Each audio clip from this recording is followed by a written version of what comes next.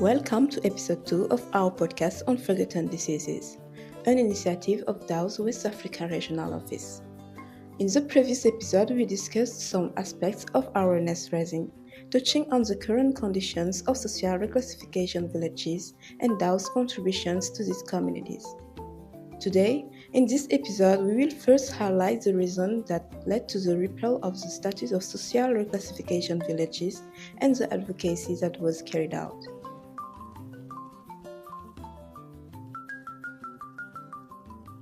En 1981, on a découvert la PCT, c'est la poliochimiothérapie. Et c'est justement à ce moment-là qu'on pouvait maintenant considérer. In 1981, the discovery of multi-drug therapy, MDT, marked a decisive turning point in the treatment of leprosy. For the first time, it was possible to treat the disease without mutilation. This advance meant that social reclassification villages lost their purpose. Because with MDT, an affected person became no contagious from the very first dose. Indeed, as soon as a person took a dose of MDT, the bacilli were neutralized, preventing contagion.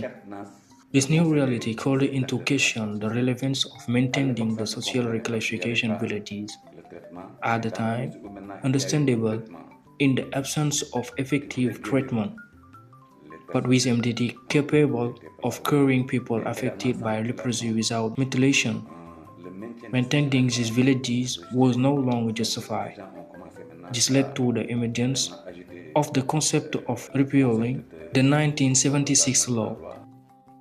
Mayor of the commune of Ndiaye and member of the National Assembly, Malick Ndiaye has long fought for the repeal of Law 76. Et j'ai toujours fait ce plaidoyer. Je n'avais pas eu la chance de le faire peut-être dans un... Since 2022, I have become a deputy.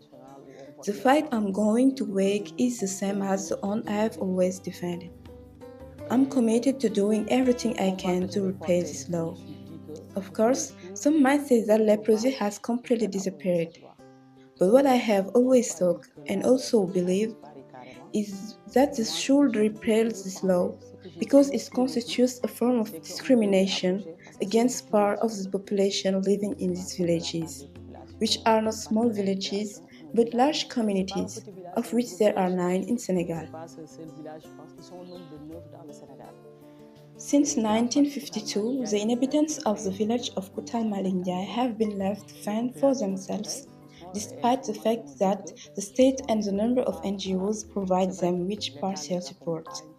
I'd like to take this opportunity to thank the DAO, because I've always maintained that the success of any project requires the involvement of the local authorities. This project was a perfect example of this. From the moment it was launched, the local authorities were heavily involved and collaborated freely. That's why I decided to fight for the repeals of this law, as local residents have always complained about not being able to benefit from the advantages offered by the states, particularly in terms of taxation and other benefits. Nous, on veut payer de l'impôt, on veut bénéficier des avantages qui viennent de l'État.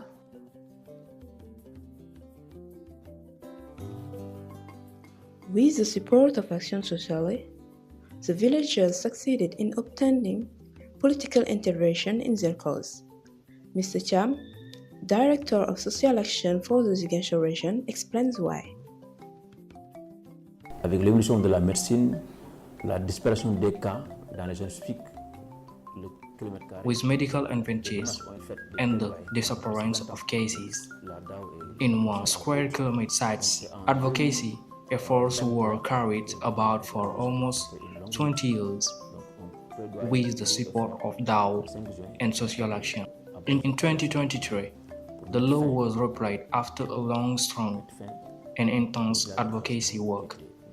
On June 5, the National Assembly voted to end the reclassification of villages located on 1 square kilometer sites. From now on, We are no longer talking about reclassification villages like Tobi, Jivala, Koutal or Mbaling, but simply villages like any others. In other words, it's a village that was previously located within a square of 1 kilometer is now integrated into its respective commune. Dans sa commune, dans son département, dans sa région. The villagers were the main protagonists in the struggle to put an end to the village social reclassification status. Malick village chief Hassan Kadam tell us more.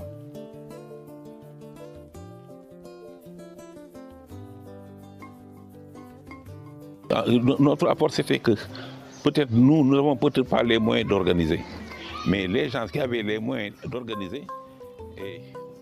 Our contribution may have been limited by our means, but those who hold the war are for it. Personally, I attend to all the seminars aimed at combating the stigmatizing label attached to our disease. Illness isn't something you buy at the hardware store. It is a God-given destiny.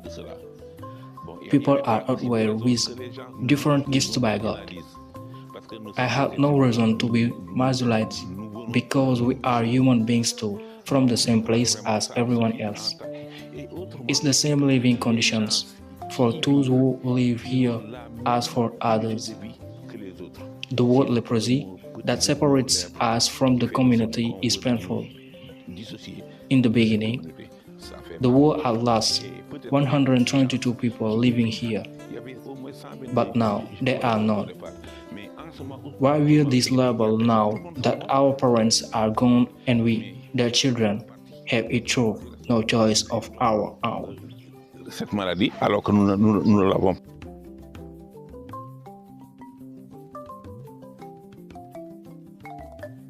And that's the end of episode 2, in which we analyze the reasons behind the repeal of Bill 76, the issues at stake, and the battle fought to achieve it.